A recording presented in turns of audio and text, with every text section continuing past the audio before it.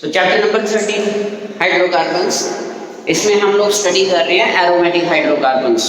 ठीक है, aromatic hydrocarbons में हम लोगों ने स्टडी किया था आपका preparation of aromatic compound benzene. आज हम लोग स्टडी करेंगे properties of hydrocarbons, properties of aromatic hydrocarbons.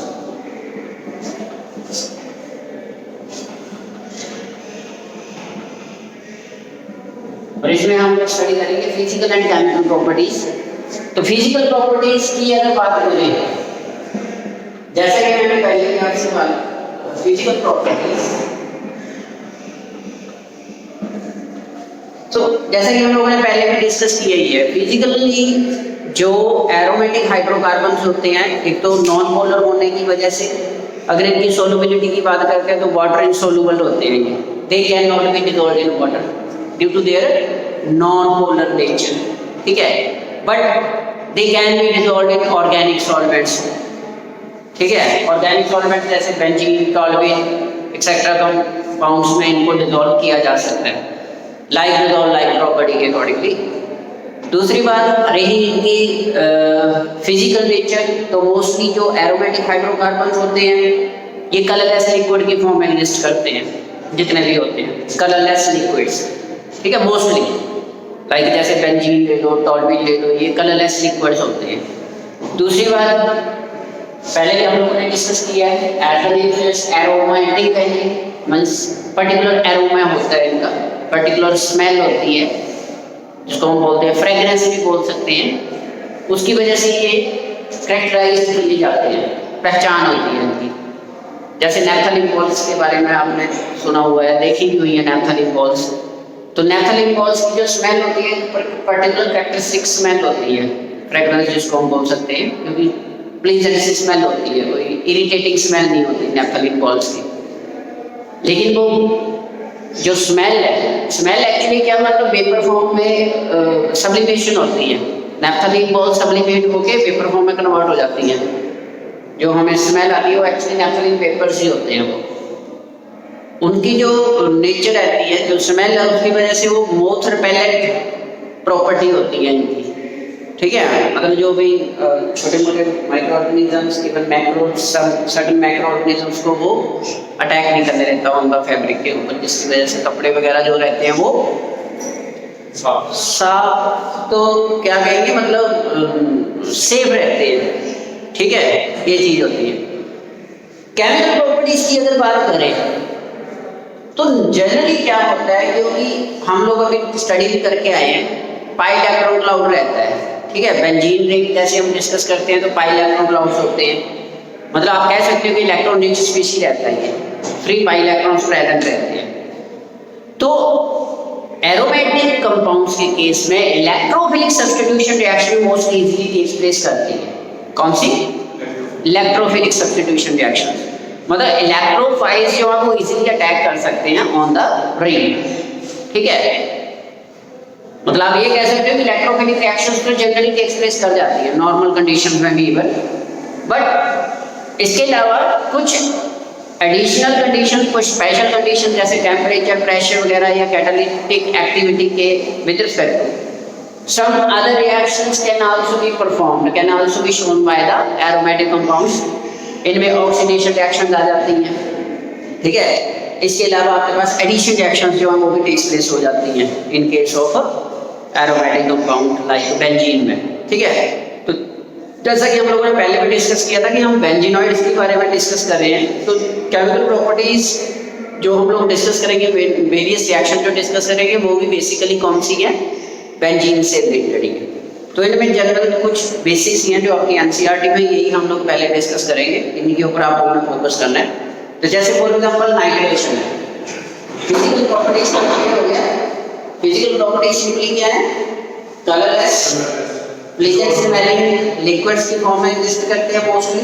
ठीक है, इसके अलावा can be dissolved in organic solvents only, not in polar solvent like water में डिसॉल्व नहीं करते due to their non polar nature की वजह से। ठीक है, नाउ केमिकल प्रॉपर्टीज में सबसे पहले जो हम लोग डिस्कस करेंगे केमिकल प्रॉपर्टीज, इनमें सबसे पहली रिएक्शन है नाइट्रेशन।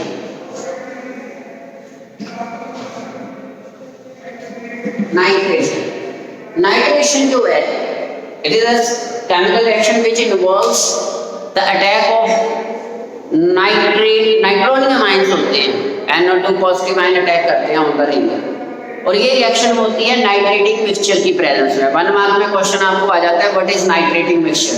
तो नाइट्रेटिक मिक्सचर क्या होता है? Concentrated sulphuric acid and concentrated nitric acid का मिक्सचर होता है।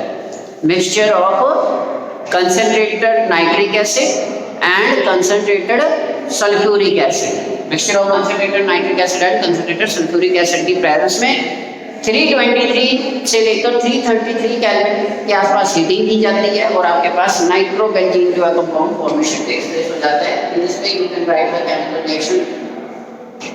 ये आपके पास बेंजीन है, इसको ट्रीट करेंगे इसके साथ नाइट्रेटिक मिक्सचर के साथ। Nitrating mixture concentrated HNO3 plus concentrated sulphuric acid, ठीक है। ये दोनों चीजें जो है ये कहलाती हैं नाइट्रेटिक मिक्सचर, ठीक है। और यहाँ से हमारे पास इसको हीट करते हैं, हम लोग हीट करेंगे अप्रोक्सीमेटली 333 केल्विन टेम्परेचर के आसपास, और हमारे पास बन जाता है नाइट्रोबेंजीन। क्या बन जाता है? नाइट्रोबेंजीन। बेंजीन रिंग के ऊपर नाइट्रो ग्रुप जो है वो सब्स्टिट्यूट हो जाता है, ठीक है। तो ये नाइट्रोबेंजीन प्लस आपके पास वाटर जो है वो रिंग हो जाता है। This is the very first reaction. कौन सी है ये? नाइट्रेशन रिएक्शन है, ठीक है। इसी तरह से अदर्स आप देख सकते हैं, जैसे हैलोजिनेशन रिएक्शन होती है। नेक्स्ट देख सकते हो हैलोजिनेशन रिएक्शन। हैलोजिनेशन, हैलोजिनेशन में हम बेंजीन को ट्रीट करवाते हैं हैलोजेंस के साथ, ठीक है। तो आपकी बेंजीन है, दिस इज बेंजीन, इसको ट्रीट करवाएंगे किसके साथ? क्लोरीन के साथ, हैलोजेंस के साथ ट्रीट करवाएंगे, Cl2 के साथ, ठीक है। बेंजीन को हैलोजिनेशन में हम लोग हैलोजेंस के साथ ट्रीट करवाते हैं।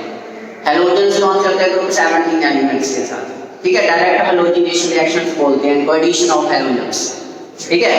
तो सब्स्टिट्यूशन हो जाएगी, यहाँ से क्लोरोनियम आयन प्रोड्यूस होगा, Cl पॉजिटिव आयन प्रोड्यूस होंगे, वो Cl पॉजिटिव इसके ऊपर अटैक करेंगे, मतलब इलेक्ट्रोफिलिक सब्स्टिट्यूशन कर रहे हैं हम। क्या कर रहे हैं? Electrophilic substitution reaction. तो ये जो रिएक्शन है ये टेक्स प्लेस होती है लुईस एसिड की प्रेजेंस में। किसकी प्रेजेंस में? Lewis acid. लुईस एसिड कौन सा? Anhydrous AlCl3 anhydrous aluminium chloride की प्रेजेंस में रिएक्शन होगी। ये एल्युमिनियम क्लोराइड का क्या काम होता है? ये यहाँ से इलेक्ट्रोफाइल जनरेट करता है। जैसे पिछले केस में हमने रिएक्शन की ना नाइट्रेशन। नाइट्रेशन के केस में क्या होता है? जो कंसंट्रेटेड सल्फ्यूरिक एसिड है वो concentrated sulphuric acid nitronium ion produce करता है, मतलब इलेक्ट्रोफाइल जनरेट करने में हेल्पफुल होते हैं। ये रिएजेंट्स बोला जाता है इनको। ये रिएजेंट है जो यहाँ से Cl पॉजिटिव आयन प्रोड्यूस करेगा, वो Cl पॉजिटिव आयन रिंग के ऊपर अटैक करेगा और वहां से हो जाएगी इलेक्ट्रोफिलिक सब्स्टिट्यूशन रिएक्शन। क्या हो जाएगी? Electrophilic substitution reaction. क्लोरोबेंजीन बन जाएगा आपके पास along with the removal of HCl simple hydrochloric acid simple hydrochloride बाहर हो जाएगा, ठीक है। बाकी इसमें अभी अपने मैकेनिज्म करना उसमें और ज़्यादा क्लियर हो जाएगा कि किस तरह से इलेक्ट्रोफाइल जनरेट किस तरह से होते हैं, ठीक है। इसके साथ ही नेक्स्ट आपके पास आती है सल्फोनेशन रिएक्शन। थर्ड आपके पास आती है सल्फोनेशन रिएक्शन। सल्फोनेशन रिएक्शन, तो सल्फोनेशन के केस में यार, तो सल्फोनेशन के केस में क्या होता है? हम लोग सल्फ्यूरिक एसिड के साथ ट्रीट करते हैं बेंजीन को। इसके साथ सल्फ्यूरिक एसिड H2SO4 के साथ ट्रीट करवाएंगे, ठीक है। वैसे जो इसको बोला जाता है फ्यूमिंग सल्फ्यूरिक एसिड होता है, ये फ्यूमिंग सल्फ्यूरिक एसिड, समझ रहे हो? तो वहां से आपके पास HSO3 मॉलिक्यूल प्रोड्यूस होगा जो एज इलेक्ट्रोफाइल एक्ट करेगा और वो अट्रैक्ट करेगा। आपके पास रिएक्शन होती है H2SO4, ये फ्यूमिंग बोला जाता है, fuming sulphuric acid, sulphuric acid, SO3 molecule साथ में, मतलब H2H2O7 होता है एक्चुअल में, ओलियम जिसको हम बोलते हैं, बट बेसिकली इसको सल्फ्यूरिक एसिड बोल देते हैं। फ्यूमिंग सल्फ्यूरिक एसिड के साथ ट्रीट करवाएंगे और हमारे पास जस्ट इसको हीट करना है और आपके पास sulphonic acid, benzene sulphonic acid produce हो जाएगा। हीट करोगे क्या बन जाएगा? बेंजीन सल्फोनिक एसिड SO3H, ठीक है, along with the formation of water molecule remove out हो जाएंगे, सिंपल वाटर मॉलिक्यूल। इस तरह से ये आपके पास इलेक्ट्रोफिलिक सब्स्टिट्यूशन रिएक्शंस होती हैं। इसके बाद मोस्ट इंपॉर्टेंट आती हैं, they are very very important reactions. आपको एग्जाम में जैसे हम लास्ट लेक्चर में भी डिस्कस कर रहे थे, फ्रीडल-क्राफ्ट रिएक्शंस, ये 3 मार्क्स में और इवन कई बार 5 मार्क्स में भी आ जाती है जब मैकेनिज्म साथ में देना होता है। Mechanism means how the reaction proceeds. जैसे मैं बोल रहा हूँ ना कि इलेक्ट्रोफाइल जनरेट हो रहा है, वो इलेक्ट्रोफाइल अटैक करेगा, रिंग के ऊपर आगे प्रोडक्ट बनेगा, एक मैकेनिज्म होता है, तो ये हम लोग डिस्कस करेंगे।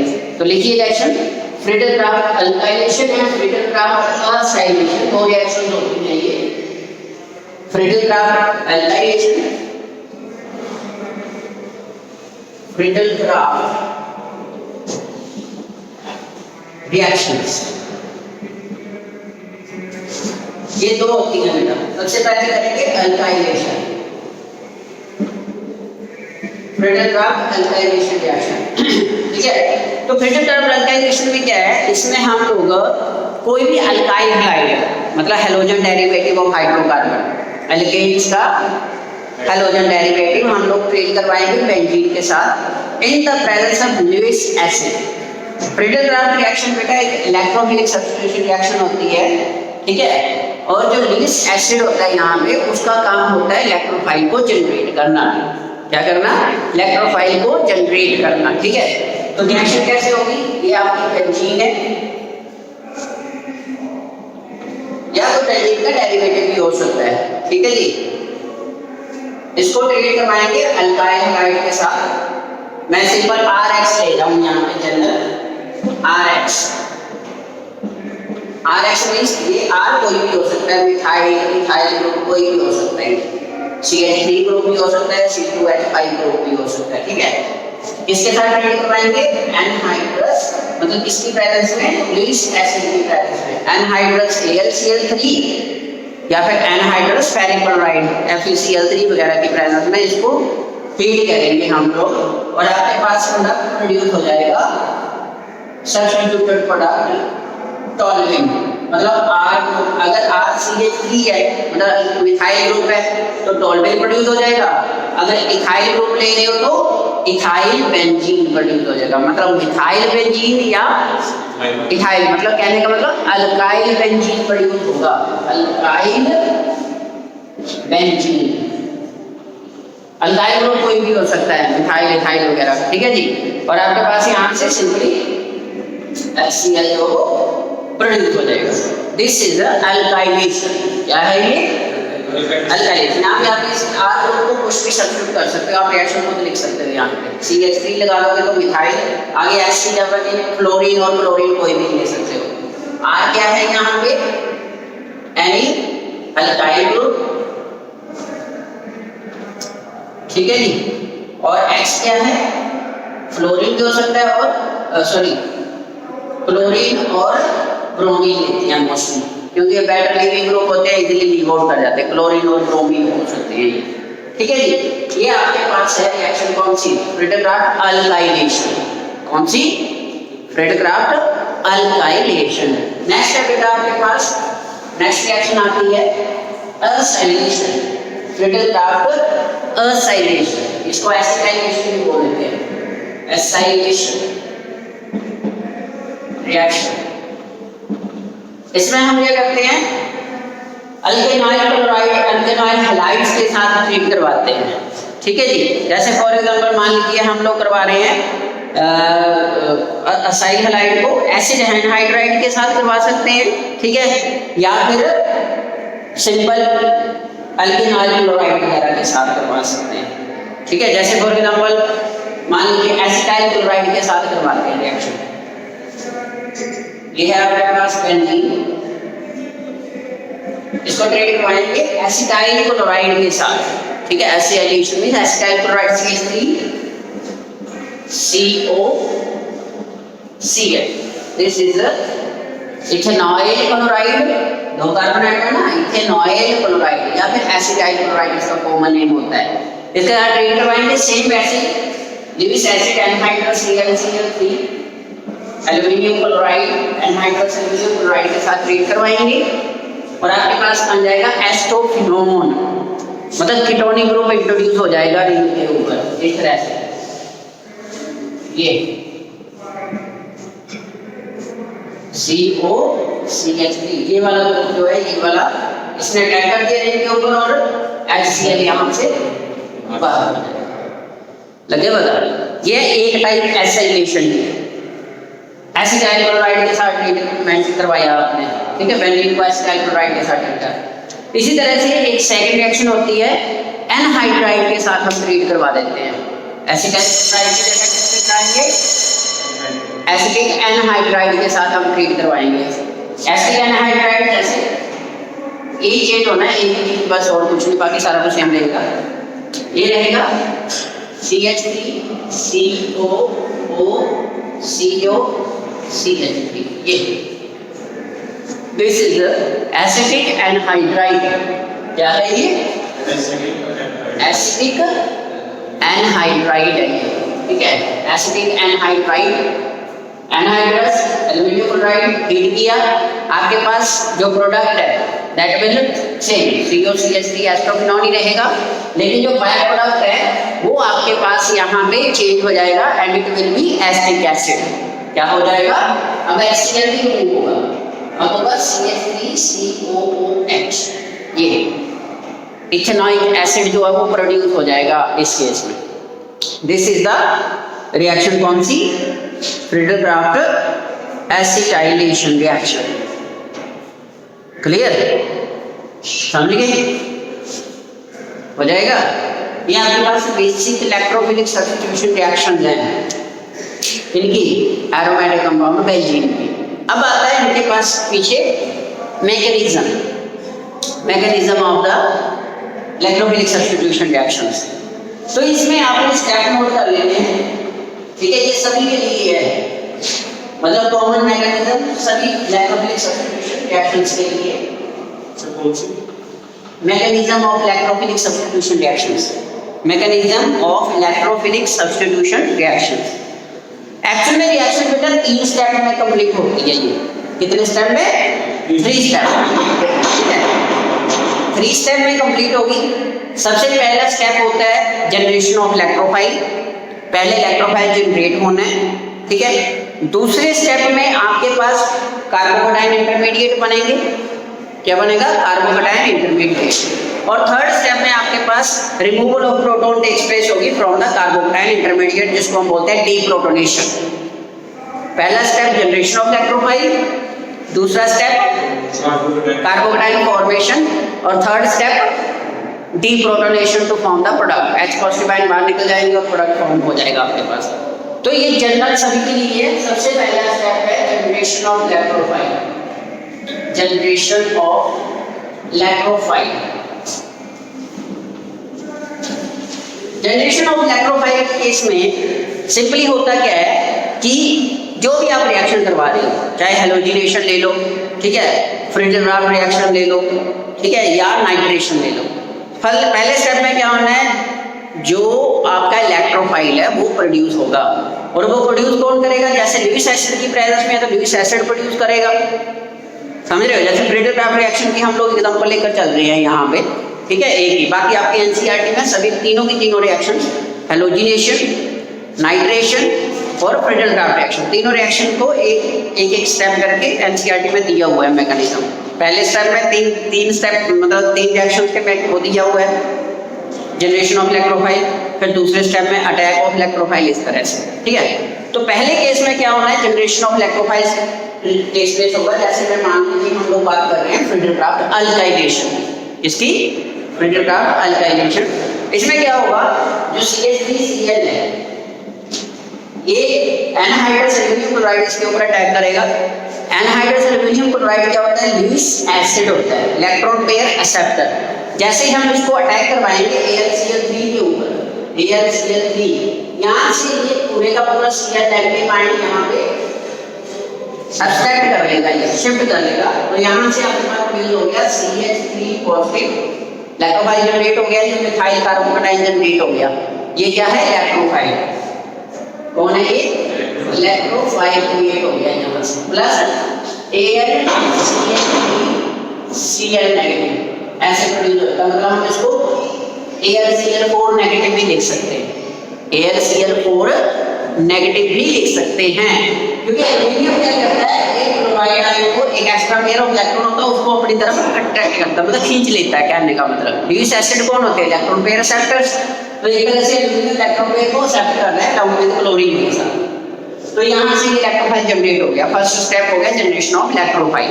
इसी तरह से हैलोजिनेशन में यहाँ पे हैलोजन होगा, वहाँ पे Cl पॉजिटिव क्रिएट हो जाएगा।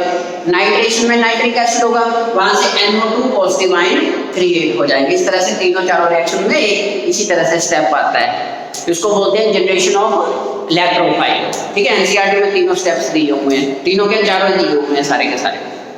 सेकंड स्टेप में क्या होता है, ये जो बेटा इलेक्ट्रोफाइल क्रिएट हुआ, ठीक है, इसने अटैक करना है रिंग के ऊपर।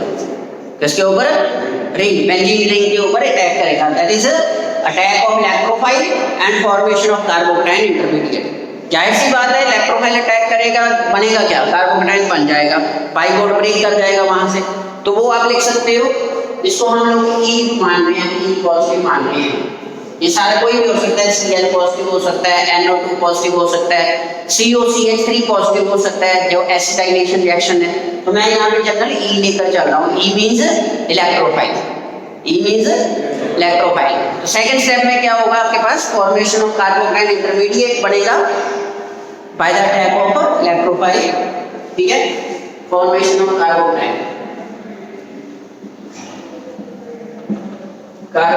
इंटरमीडिएट। ठीक है, ये आपकी बेंजीन रिंग है, इसके ऊपर ये इलेक्ट्रोफाइल अटैक किया, समझे। जैसे ये अटैक करेगा, यहाँ से क्या होगा, इधर देखो जरा ध्यान से, यहाँ पे ये बहुत बॉन्ड ब्रेक कर जाएगा ना। अगर इलेक्ट्रोफाइल मान लो यहाँ पे अटैच हो रहा है, तो इसके ऊपर क्या आ जाएगा, पॉजिटिव चार्ज आ जाएगा। ये हो गया carbocation intermediate, benzyl carbocation intermediate बन गया। ये क्या बन गया, कार्बोकेटाइन। इसको बोलते हैं एरेनियम आयन, आपके पास फॉर्मेशन हो जाएगी यहाँ पे। ठीक है, यहाँ पे एक H भी रहता है ना, H तो रहेगा ही रहेगा, वो H इस तरह से हम साइड पे शो कर सकते हैं ऐसे H। यहाँ पे एक ही H होता है, यहाँ पे एक ही होता है ना। यहाँ से डबल बॉन्ड ब्रेक करके इस कार्बन एटम के 3 बॉन्ड बचे, पाई बॉन्ड ब्रेक कर गया, उससे इस कार्बन एटम के ऊपर ये पॉजिटिव चार्ज राइज हो गया, इलेक्ट्रोफाइल यहाँ पे जुड़ गया।